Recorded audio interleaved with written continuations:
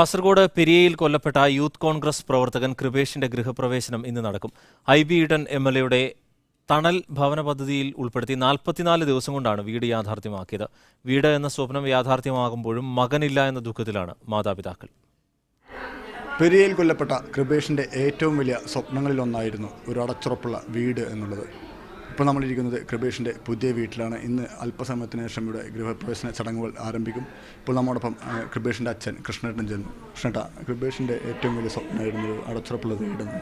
അപ്പോൾ ഈ വീട് യാഥാർത്ഥ്യമായിരിക്കുന്നു. അപ്പോൾ എന്തോ ഒന്നിനു വെച്ചാൽ ഇവിടുത്തെ CPM-ൻ്റെ ഗുണ്ടകളുടെ അക്രമത്തിന് എൻ്റെ മകനും സരത്തിലാലും നമ്മളെ മോനെപ്പോലെയായിരുന്നു. അവർ രണ്ടുപേരെയും CPM-ൻ്റെ ഗുണ്ടകൾ കൊലപ്പെടുത്തി. അതുമാത്രമല്ല, അപ്പോൾ നമ്മളെ ഈ കൊലപ്പെടുത്തലിൻ്റെ അറിഞ്ഞുകൊണ്ട് ഓടിയെത്തിയ ഇന്ത്യൻ നാഷണൽ കോൺഗ്രസ് നേതാക്കന്മാർ ഞെട്ടലോടുകൂടി ഇവിടെ വരികയും ഞങ്ങൾ കാണുകയും അപ്പോൾ നമ്മളെ വീട്ടിൻ്റെ ചുറ്റുപാടും അതെല്ലാം കണ്ട് മനസ്സ് വേദനിച്ച് ആ രീതിയിൽ എൻ്റെ മകൻ്റെ ആഗ്രഹമായിരുന്നു ഒരു വീട്. അവനെ എന്നോട് എപ്പോഴും പറയാറുണ്ട്, ഞാൻ ദുബായിൽ പോയി വീട് കെട്ടും, എനിക്ക് പഞ്ചായത്തിൻ്റെയോ ഗവൺമെൻറ്റിൻ്റെയോ ഇതുവരെ ഒരു ആനുകൂല്യം കിട്ടിയിട്ടില്ല. ഞാൻ CPM അനുഭവിയായിരുന്നു.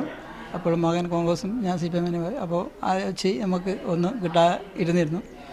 അപ്പോൾ മകൻ്റെ ആഗ്രഹപ്രകാരം അങ്ങനെ IB MLA പിന്നെ പറഞ്ഞു, പാർട്ടിയോട് ഇങ്ങനെ ഞാൻ വീട് കെട്ടിക്കൊടുക്കുന്നു.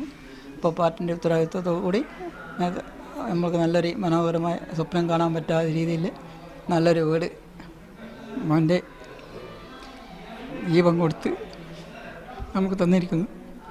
അതുമാത്രമല്ല, അവൻ്റെ അമ്മക്കും പെങ്ങന്മാർക്കും കൊടുത്ത വാഗ്ദാനം നിറവേറ്റിയിരിക്കുന്നു.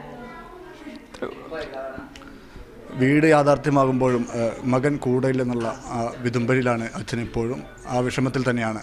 വീട് എന്ന യാഥാർത്ഥ്യം, ആ ഒരു സന്തോഷം പൂർത്തിയാകുമ്പോഴും വലിയൊരു വിഷമത്തിൽ തന്നെയാണ് അച്ഛനും, കൂടാതെ അമ്മയും സഹോദരങ്ങളും അടക്കമുള്ള കുടുംബം, കൃപേഷിൻ്റെ കുടുംബം ഇപ്പോഴും കൃപേഷിൽ നിന്നുള്ള ആ വിഷമത്തിൽ തന്നെയാണ്.